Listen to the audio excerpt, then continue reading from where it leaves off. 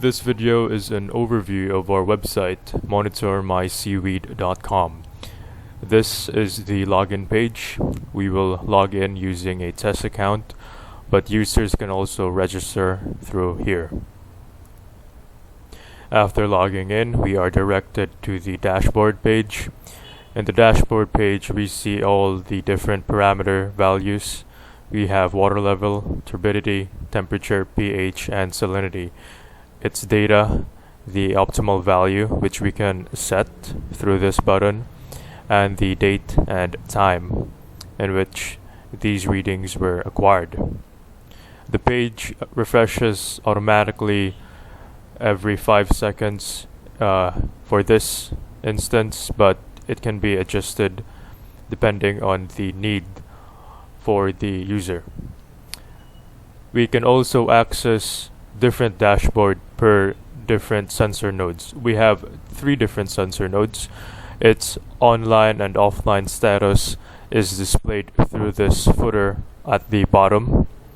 We can see node 1, which is lit in green. Node 2 and 3 is lit in red.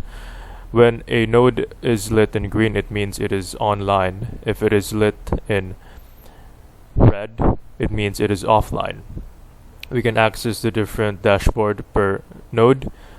Here we are accessing dashboard 2, which is the dashboard for sensor node 2, which is currently offline, so there's no values here. Same with 3, which is also offline. We also have no values. And then we can move on to the graphs page.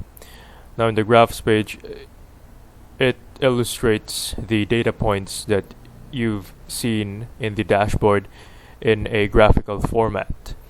So it would be easier to visualize the data readings. Temperature, pH, turbidity, salinity, water level.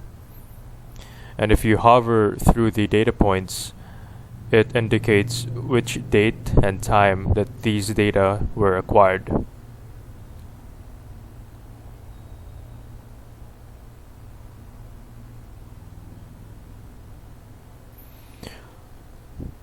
We also have different graphs for the different sensor nodes.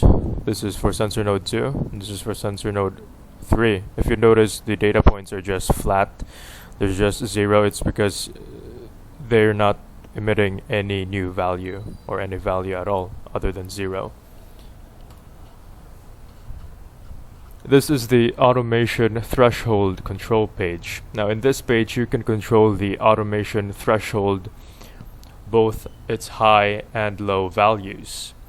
So after you change a threshold, such as this, its value is sent to the MyPHP database, which is then retrieved by the base station, which then sets the threshold values locally. So you can change the remote values through here. You could also change the remote value through the base station, and it will reflect on the website. You would just have to refresh the page. At the bottom, at the right corner of the footer, we have the automation model. Now upon clicking, a model will pop up, and here we can control the automation devices. We have the heater, the aerator, the tank valve, and drain valve. We can manually turn them on or turn them off or set them to auto.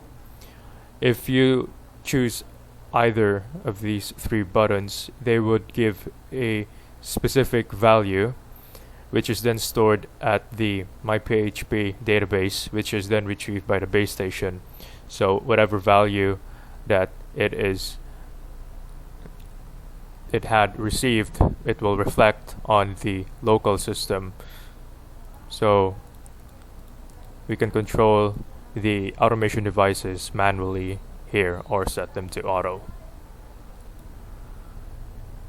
And lastly, we have the logout page button, which just logs you out of the website. Thank you.